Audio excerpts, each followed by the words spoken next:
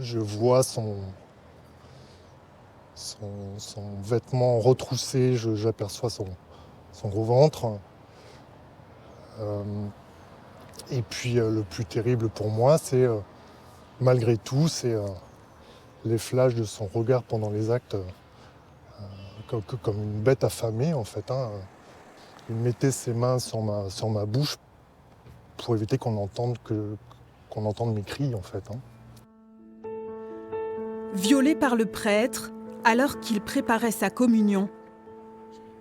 Nous sommes en 1983 dans ce bourg du Pas-de-Calais. Jean-François n'a même pas 12 ans. 3 ans plus tard, Mathieu est victime du même abbé. Quand on allait au catéchisme, donc le groupe des garçons, et ils désignaient une personne à chaque démarrage pour lire des textes. Et on devait se mettre à côté de lui. C'est là qu'il nous touchait. Et donc c'était des caresses pendant la lecture, donc caresses au niveau des cuisses, au niveau des fesses, et il nous touchait légèrement le sexe. Mathieu fait lui aussi le récit d'un viol au presbytère. J'ai en souvenir des sensations de peur, de panique. Je me débat, et on parle de viol, hein, forcément.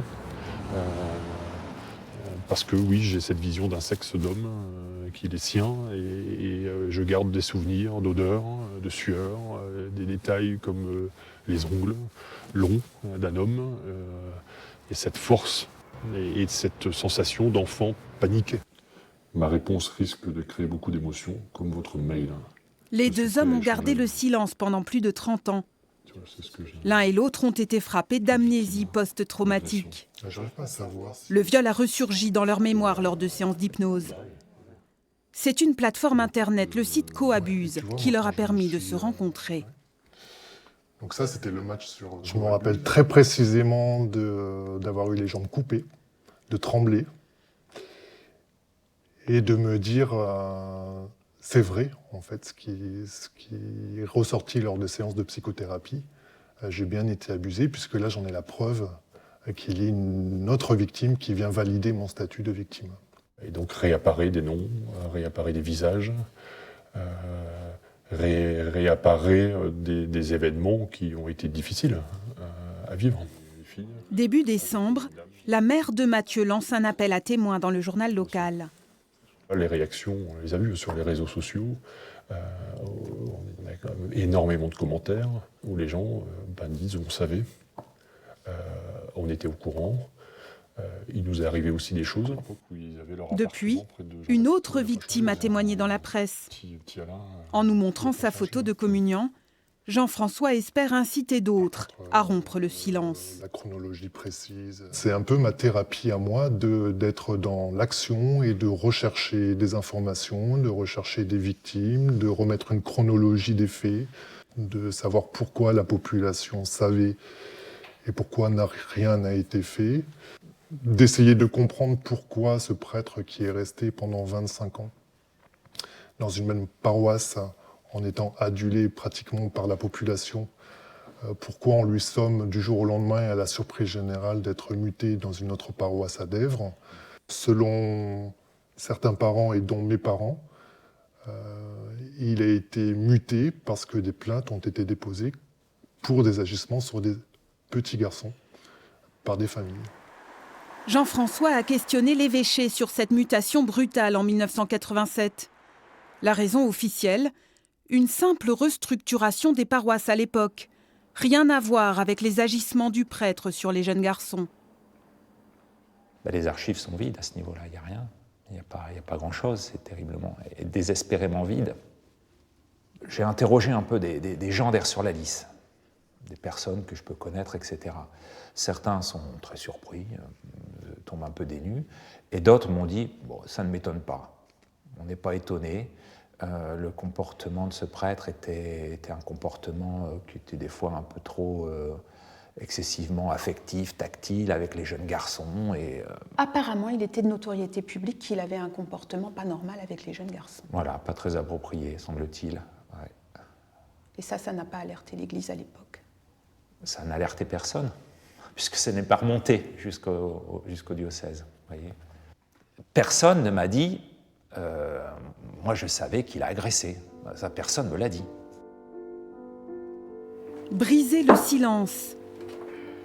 En juin dernier, Grégory accuse un autre curé d'agression sexuelle. Il le fait via un post sur un réseau social. Salut l'abbé Régis Bels, tu te souviens de moi? C'est Grégory, l'un des meilleurs élèves de l'histoire du centre scolaire Saint-Paul de Lille où tu fais aumônier. Tu te souviens peut-être de ce samedi de juin 92 où tu m'avais invité à déjeuner dans ta maison de Vambrochy, ce midi-là où tu m'as agressé en plaquant contre ton lit et en mettant de force ta main dans mon caleçon. J'avais 17 ans, je pesais 60 kilos, contre tes 1m90 c'était 100 kilos. À la différence de l'abbé d'Aire-sur-la-Lys, décédé en 1996, celui-ci est vivant et encore en exercice dans une paroisse près de Lille.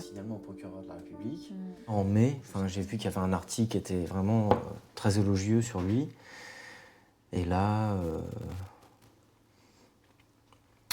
là je me suis libéré. Voilà. L'impunité, ça suffit, quoi. Enfin, je vois pas pourquoi les gens d'église, je vois pas pourquoi ils seraient moins justiciables que les autres. Grégory porte plainte contre l'ancien aumônier de Saint-Paul. Il n'est pas le seul. Une vingtaine d'autres victimes sont entendues par les enquêteurs. Ils m'ont informé qu'ils avaient entendu également le prêtre, donc en dernier, qui était assisté d'un avocat et qui a tout nié.